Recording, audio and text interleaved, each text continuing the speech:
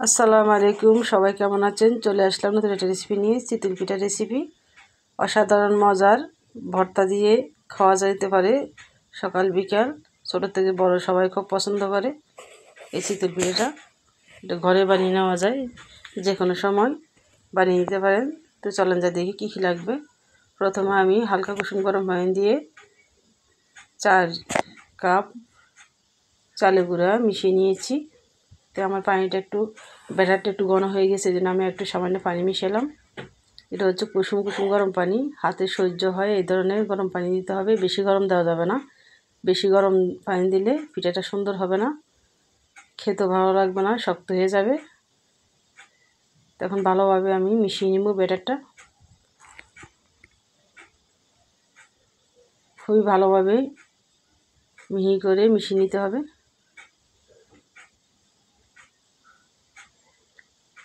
এটা হচ্ছে ইস্ট, আমি সামান্য পরিমাণ ইস্টের গুঁড়া দিব, খুবই সামান্য, এই 1 চিমটি বা 2 চিমটি হবে।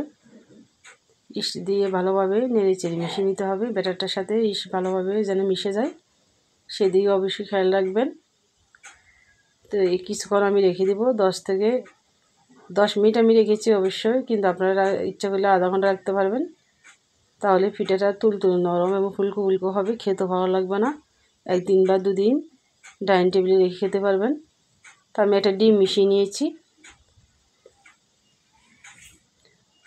এখন চুলে একটা লোয়ার করে বসে দিয়েছিলাম, কড়াইটা গরম হয়ে গেছে।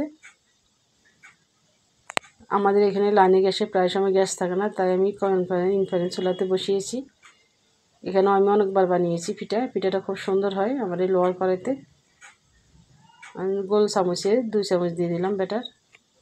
2 থেকে 3 চামচ দিলে সুন্দর একটা পিঠা হয়। আপনারা যে মাপে পিঠা বানাবেন সেই অনুযায়ী ব্যাটার দিবেন। তো প্রথমে আমার একটা পিঠা হয়ে গেছে, এখন আমি উঠিয়ে নিব। এই ধরনের ছোটো লোয়ার কড়াইতে পিঠাগুলো খুব সুন্দর হয়। তো হয়ে গেছে আমার একটা চিতল পিঠা। এখন আমি আরেকটা দিয়ে দিব।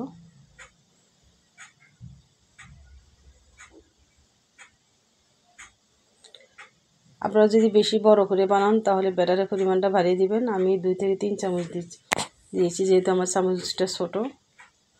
বড় চামচের 2 চামচ দিলে হয়ে যায়। তো হয়ে গেল আমার দ্বিতীয় পিঠাটা। তো আমি কড়াই থেকে তুলে নিব।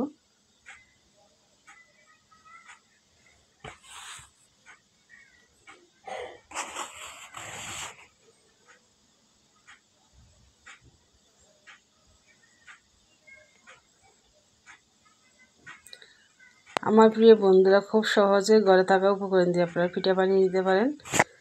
তো এভাবে আমি এক করে সবগুলো পিঠা বানিয়ে নিব। আর এই কড়াই থেকে সহজে পিঠাগুলো উঠে যায় তাড়াতাড়ি।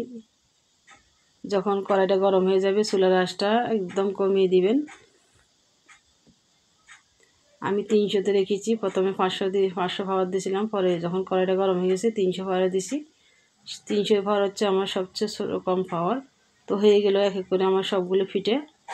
কেমন হয়েছে পিঠাগুলো দেখেন, ফুলকো তুলতুলে নরম। ইস্ট দিয়েছি যেহেতু, এই পিঠাগুলো 2 দিন থাকবে, 2 দিনে আর শক্ত হবে না।